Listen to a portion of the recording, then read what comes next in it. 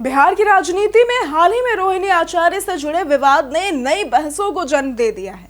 चुनाव परिणामों के बाद सामने आए उनके बयान ने न केवल राजनीतिक माहौल को गरमा दिया, बल्कि महिलाओं के सम्मान, उनकी भूमिका और सामाजिक अपेक्षाओं पर भी कई सवाल खड़े कर दिए।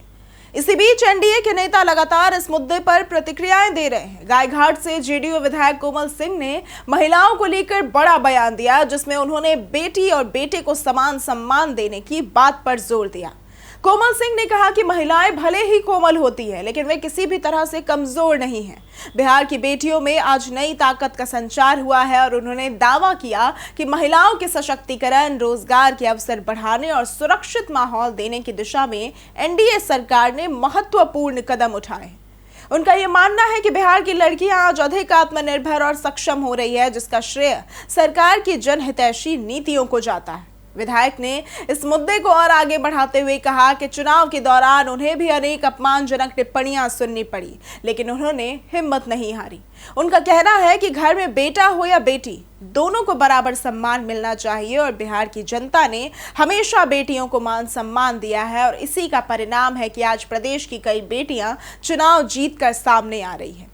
उन्होंने ये भी कहा कि किसी भी महिला का अपमान नहीं किया जाना चाहिए, चाहे वो किसी भी परिवार, दल या समाज से क्यों ना आती हो। एनडीए की शानदार जीत के बाद कोमल सिंह ने बिहार वासियों का आभार व्यक्त किया और कहा कि इस बार जनता ने जाति पाति से ऊपर उठकर विकास को वोट दिया है। जैसे देश प्रगति के पथ पर बढ़ रहा है, वैसे ही बिहार भी तेजी से आगे बढ़ रहा है। वहीं दूसरी ओर रोहिणी आचार्य के बयान ने व्यापक चर्चा छेड़ दी है। उन्होंने सोशल मीडिया पर चुनाव के दौरान उनके साथ हुई बदसलूकी का मुद्दा उठाया। रोहिणी ने लिखा कि उन्हें गालियां दी गई और पिता को किडनी दान करने को लेकर उनका अपमान भी किया गया। उन्होंने कहा कि शादीशुदा बेटियों को मायके की जिम्मेदारियों में खुद को इतना नहीं झोंकना चाहिए कि अपने पति और बच्चों की उपेक्षा हो जाए। रोहिणी के अनुसार पिता को किडनी देने जैसे पवित्र कार्य के बावजूद उन्हें ताने सुनने पड़े, जो बेहद दुखद है। उन्होंने सभी बेटियों को चेतावनी देते हुए कहा कि वे ऐसी गलती दोहराए नहीं, क्योंकि समाज अक्सर बेटी के त्याग की कद्र नहीं करता।